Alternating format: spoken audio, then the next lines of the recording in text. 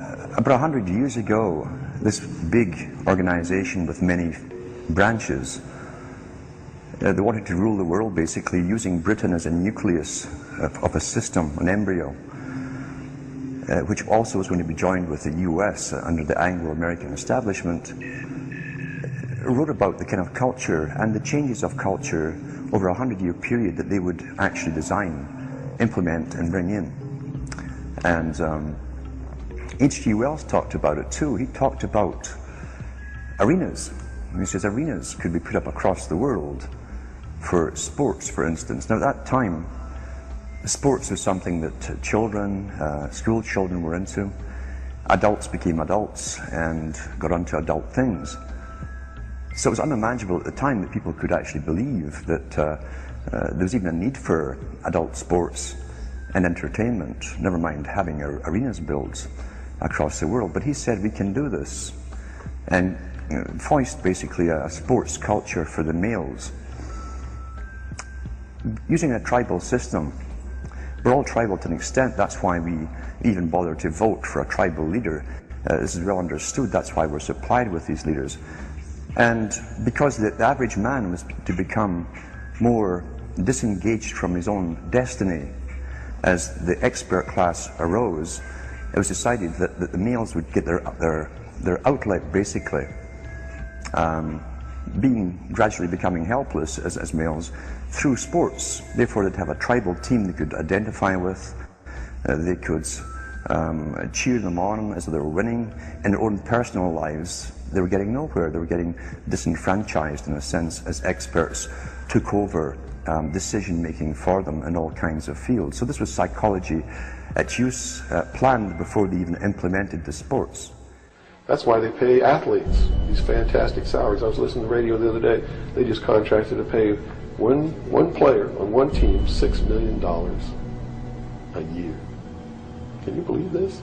And why is that? It's the Roman circus. What does the emperor do when the people become restive, and when the people are asking questions, and when the people don't like the policies of the emperor? He sends them to the circus. He creates a circus. He builds a giant coliseum.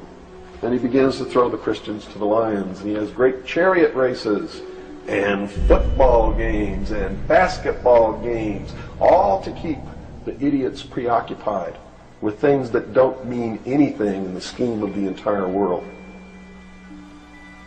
so that they don't have the time to learn what the truth is, so they don't ever get smart enough to learn how they're being manipulated, so they don't ever question the emperor.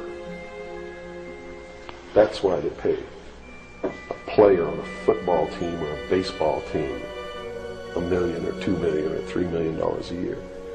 It is the Roman circus.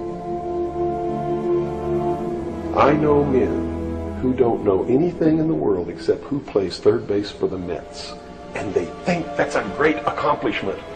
And they meet and pat each other on the back and bond and go have cocktails and talk about what this guy that plays third base for the Mets did in last night's game. It's sad. It's really sad. When radio came along, of course, they used that to the maximum. Sports for the men, soaps basically for the women, and then in came television, as I say, with its alpha state, its hypnotic state. And sure enough, around the 1960s, really, 50s and 60s, it took off. It really took off. And men became glued on Saturday nights to the sports shows. A culture industry, which is called by its own the culture industry. The Soviet Union had a department called the culture industry. Their actors and directors were called the cultural leaders, because they would, like a computer, people are like computers, all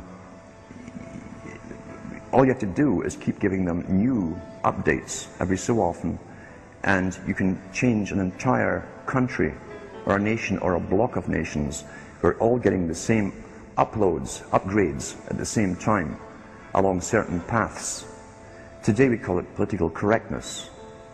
Most people want to belong to their peer group. They want to be the same as everyone else when it comes to opinions.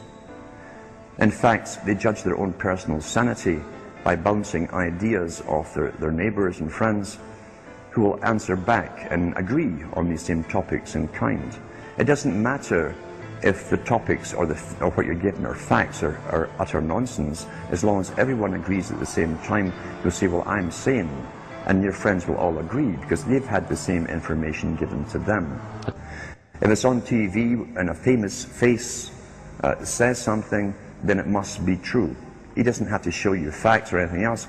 You've been brought up with these faces. That's why they keep these guys on television into their 70s and 80s. You've grown up with this father figure who's on television every night at 6 o'clock, in your house, in your room, staring right at you. And he's a father figure. Would he tell you a lie? So you naturally never suspect him.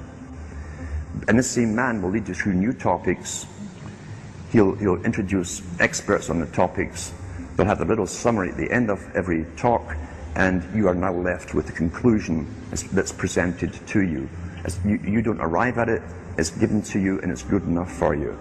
We're programmed today perfectly, just like machines.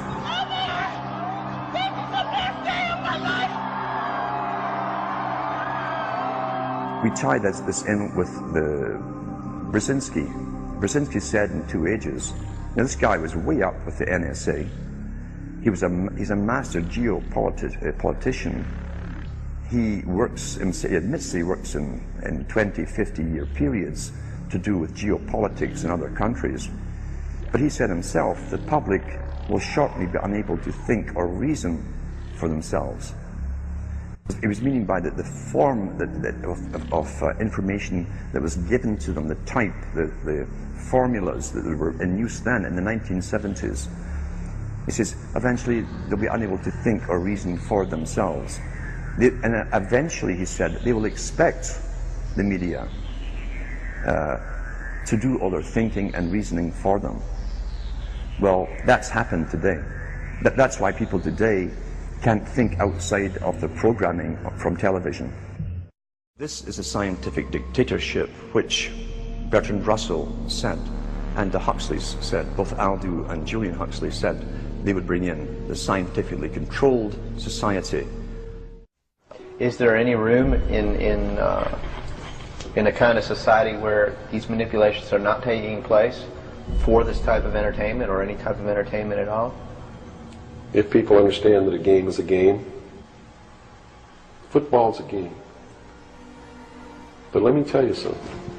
When 150 of the most powerful men and women in the world can meet in secret in Baden-Baden, Germany, and plot the fate of billions, and nobody even cares about it. But 6 football players go to lunch together, and it's in the headlines across the country. You have a reflection of the society in which that exists.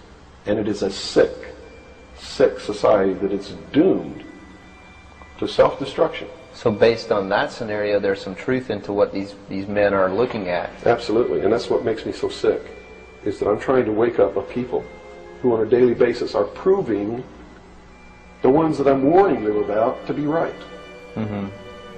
Well, so that even though a minority, there are people out there that you recognize are awake to this, if they don't do something about it, they will lose that ability to be free in that way. That's correct. Whether they might think, well, I don't need to worry about it because I know what I know and I'm fine. That's it doesn't right. work that way. There's a connection here to everything. That is correct.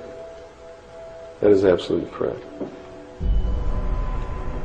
A nation of people who are willing to send their sons and daughters that they profess that they love to a foreign country to die,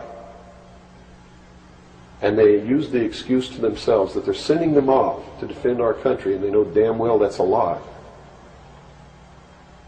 are doomed.